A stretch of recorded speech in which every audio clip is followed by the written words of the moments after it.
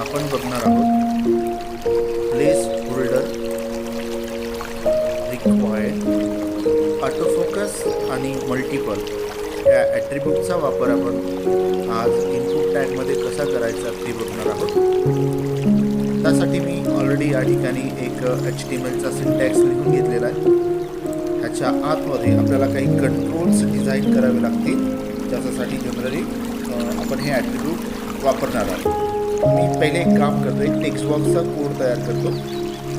या ठिकाणी बघा, input type is equal to text. ठीक आहे. आता हा टेक्स्ट बॉक्स ॲक्च्युली कशासाठी वापरायचा हे आपल्याला माहिती नाही, पण आपण काय केलं आहे, एक टेक्स्ट बॉक्स या ठिकाणी यूज करून घेतलेला आहे. या प्रोग्रामला मी सेव्ह करतो पहिले. जस्ट मिनिट, एक मला फोल्डर चेक करावं लागेल पहिले. HTML फाईल ओके, ते आपल्याला मिळालेलं आहे. या ठिकाणी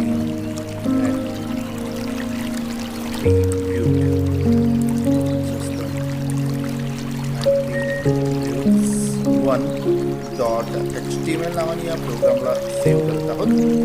आता जर आपण या प्रोग्रामला बघितलं तर आपल्याला त्या ठिकाणी टेक्स्ट बॉक्स डिझाईन झालेला दिसून येईल, परंतु त्या टेक्स्ट बॉक्सचा वापर कशासाठी करायचा आपल्याला माहिती पडणार नाही.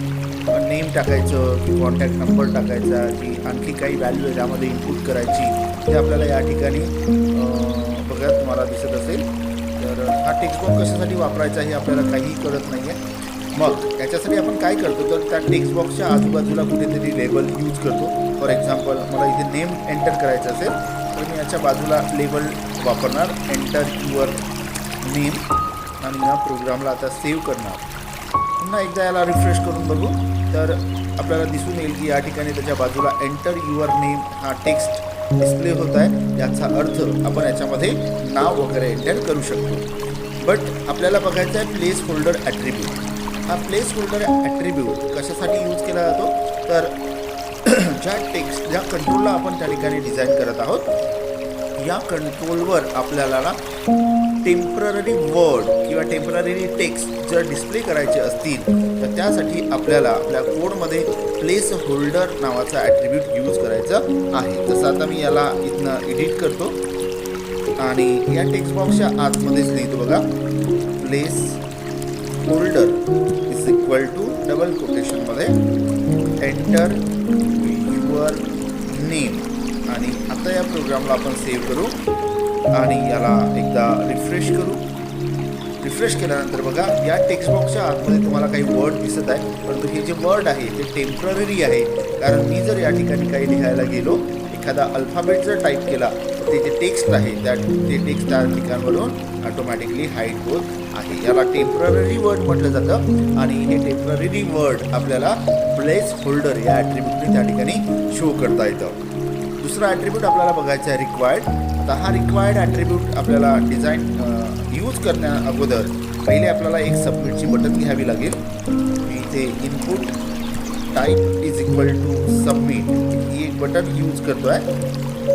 आणि आता बघू आपण या ठिकाणी आपल्याला रिक्वायर्ड हा वर्ड काय करतो. मी रिक्वायर्ड ॲट्रिब्यूट न वापरता आता तुम्हाला हा प्रोग्राम एकदा रन करून दाखवतो आहे बघा. त्याला रिफ्रेश करतो. मी या टेक्स्टच्या आतमध्ये नाव जरी नाही टाकलं तरी माझा फॉर्म काय होत आहे, सबमिट होत आहे, बरोबर आहे. परंतु आता मी या ठिकाणी रिक्वायर्ड हा वर्ड लिहितो आहे, ज्याला आपण ॲट्रिब्यूट म्हणू. हा रिक्वायर्ड वर्ड यूज केल्यानंतर आता तुम्ही या प्रोग्रामला सेव्ह करून रन करून बघा. या प्रोग्रामला रिफ्रेश केलं, आता मी याच्यामध्ये काहीही नाव टाकलं नाही आणि आता प्रोग्रामला जर सबमिट करायला गेलो तर तो मला please fill out this field अशा प्रकारची एरर त्या ठिकाणी शो करत आहे. कारण रिक्वायर्डचा अर्थ होतो must to be filled out. त्या कंट्रोलला तुम्हाला फिल करूनच समोर जायचं आहे. जसं मी या ठिकाणी आता नाव एंटर केलं, आता जर सबमिट केलं तर आता माझा फॉर्म या ठिकाणी सबमिट होत आहे. याचा अर्थ रिक्वायर्ड जर तुम्ही त्या ठिकाणी यूज केला तर तुम्हाला मॅन्डेटरी त्या पर्टिक्युलर कंट्रोलच्या आतमध्ये व्हॅल्यूला फिल करणं मस्ट आहे. हा झाला दुसरा ॲट्रिब्यूट. तिसरा ॲट्रिब्यूट आपल्याला बघायचा आहे ऑटोफोकस. ऑटोफोकसचा अर्थ होतो get focus to the control. जर आपल्या फॉर्ममध्ये मोर दॅन वन कंट्रोल असतील किंवा एक जरी असेल तर आता बघा मी या प्रोग्रामला रिफ्रेश केल्यानंतर मला माझं नाव जर या ठिकाणी एंटर करायचं असेल तर पहिले मला इथे क्लिक करावं लागतं, त्याच्यानंतरच मी या ठिकाणी नाव टाईप करू शकत आहे. बट जर मी या ठिकाणी क्लिक केलंच नाही आणि आता नाव टाईप करण्याचा प्रयत्न जर केला तर त्या ठिकाणी काहीही प्रिंट होत नाही आहे, कारण हा कंट्रोल फोकस नाही आहे. मग मला या कंट्रोलवर प्रोग्राम लोड केल्याबरोबरच जर त्या कंट्रोलच्या आतमध्ये कर्सर अवेलेबल पाहिजे असेल तर आपण या कंट्रोलच्या आतमध्ये ऑटो फोकस हा एक ॲट्रिब्यूट या ठिकाणी यूज करू शकतो. आणि या प्रोग्रामला मी आत्ता सेव्ह करतो आणि एकदा पुन्हा रन करून बघू तुमच्या समोर.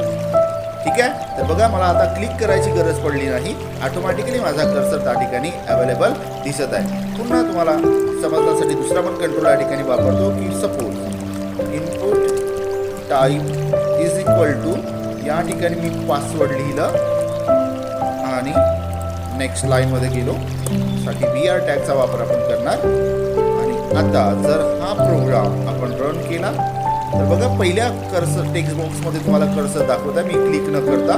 आता मी तो कर्सर ऑटो फोकस हा वर्ड इथनं काढून या पासवर्ड नावाच्या कंट्रोलमध्ये घेऊन जातो आहे आणि प्रोग्रामला सेव्ह करू. याला आता मी जर रन केलं तर बघा माझा कर्सर जो आहे ऑटोमॅटिकली या दुसऱ्या कंट्रोलमध्ये गेलेला आहे. तर अशा प्रकारे तुमच्याकडे मल्टिपल कंट्रोल्स अवेलेबल असेल आणि तुम्हाला जर एखाद्या कंट्रोलमध्ये बाय डिफॉल्ट तो कर्सर ठेवायचा असेल तर तुम्ही ऑटो फोकस या ॲट्रिब्यूटचा किंवा रिस्ट्रिक्शनचा वापर या इनपुट टॅगच्या आतमध्ये करू शकता. त्याच्यानंतर सर्वात शेवटचा ॲट्रिब्यूट आहे मल्टिपल ॲट्रिब्यूट. मल्टिपलचा अर्थ होतो मोर दॅन वन. आता हा ॲट्रिब्यूट आपल्याला कुठे वापरायचा आहे तर आपल्याकडे फाईल नावाचा एक कंट्रोल आपण बघितला होता, input type is equal to file. हा फाईल कंट्रोल आपल्याला व्हेरियस टाईप ऑफ फाईलला अटॅच करून सेंड करण्यासाठी जनरली या कंट्रोलचा वापर होतो. मी या ठिकाणी कोड लिहिलं input type is equal to file आणि याला रिफ्रेश करतो आहे. बघा माझ्याकडे या फाईलला अटॅच करण्यासाठी एक बटन आलेली आहे.